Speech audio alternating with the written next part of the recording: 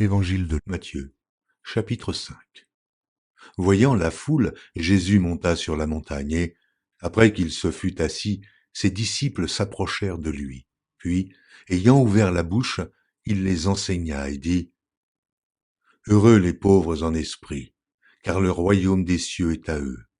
Heureux les affligés, car ils seront consolés. Heureux les débonnaires, car ils hériteront la terre. Heureux ceux qui ont faim et soif de la justice, car ils seront rassasiés. Heureux les miséricordieux, car ils obtiendront miséricorde. Heureux ceux qui ont le cœur pur, car ils verront Dieu. Heureux ceux qui procurent la paix, car ils seront appelés fils de Dieu. Heureux ceux qui sont persécutés pour la justice, car le royaume des cieux est à eux.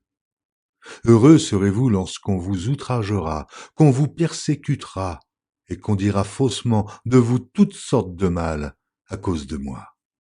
Réjouissez-vous et soyez dans l'allégresse, parce que votre récompense sera grande dans les cieux. Car c'est ainsi qu'on a persécuté les prophètes qui ont été avant vous. Vous êtes le sel de la terre. Mais si le sel perd sa saveur, avec quoi la lui rendra-t-on? Il ne sert plus qu'à être jeté dehors et foulé aux pieds par les hommes. Vous êtes la lumière du monde. Une ville située sur une montagne ne peut être cachée. Et on n'allume pas une lampe pour la mettre sous le boisseau, mais on la met sur le chandelier, et elle éclaire tous ceux qui sont dans la maison. Que votre lumière luise ainsi devant les hommes, afin qu'ils voient vos bonnes œuvres, et qu'ils glorifient votre Père qui est dans les cieux. Ne croyez pas que je sois venu pour abolir la loi ou les prophètes. Je suis venu non pour abolir, mais pour accomplir. Car je vous le dis en vérité, tant que le ciel et la terre ne passeront point, il ne disparaîtra pas de la loi un seul iota ou un seul trait de lettre jusqu'à ce que tout soit arrivé. Celui donc qui supprimera l'un de ces plus petits commandements et qui enseignera aux hommes à faire de même sera appelé le plus petit dans le royaume des cieux. Mais celui qui les observera et qui enseignera à les observer, celui-là sera appelé grand dans le royaume des cieux. Car je vous le dis, si votre justice ne surpasse celle des scribes et des pharisiens, vous n'entrerez point dans le royaume des cieux. Vous avez entendu qu'il a été dit aux anciens, tu ne tueras point. Celui qui tuera mérite d'être puni par les juges. Et moi, je vous dis que quiconque se met en colère contre son frère mérite d'être puni par les juges.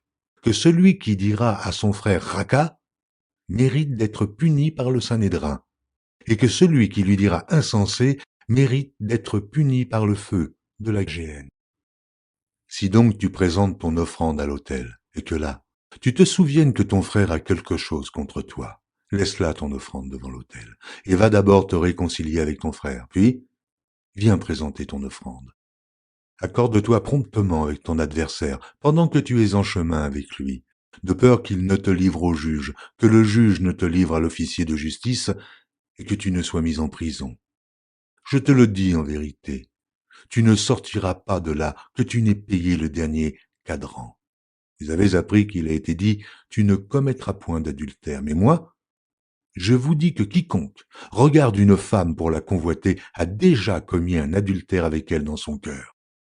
Si ton œil droit est pour toi une occasion de chute, arrache-le et jette-le loin de toi. Car il est avantageux pour toi qu'un seul de tes membres périsse, et que ton corps entier ne soit pas jeté dans la géhenne. Et si ta main droite est pour toi une occasion de chute, coupe-la et jette-la loin de toi, car il est avantageux pour toi qu'un seul de tes membres périsse, et que ton corps entier n'aille pas dans la géhenne. Il a été dit que celui qui répudie sa femme lui donne une lettre de divorce. Mais moi je vous dis que celui qui répudie sa femme, sauf pour cause d'infidélité, l'expose à devenir adultère, et que celui qui épouse une femme répudiée commet un adultère. Vous avez encore appris qu'il a été dit aux anciens, tu ne te parjureras point, mais tu t'acquitteras envers le Seigneur de ce que tu as déclaré par serment.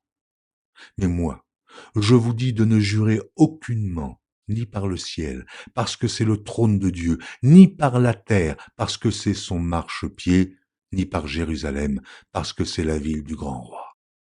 Ne jure pas non plus par ta tête, car tu ne peux rendre blanc ou noir un seul cheveu. Que votre parole soit oui, oui, non, non. Ce qu'on y ajoute vient du malin.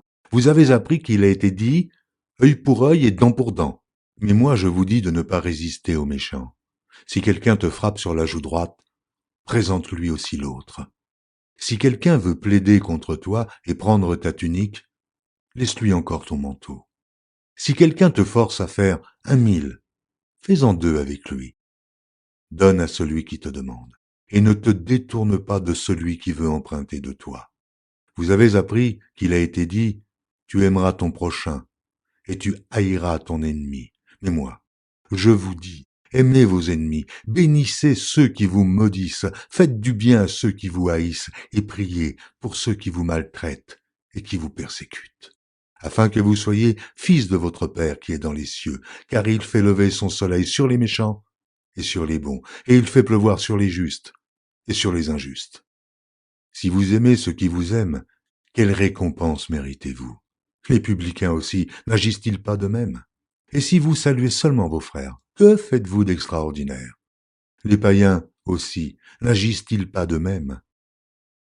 Soyez donc parfaits, comme votre Père céleste est parfait.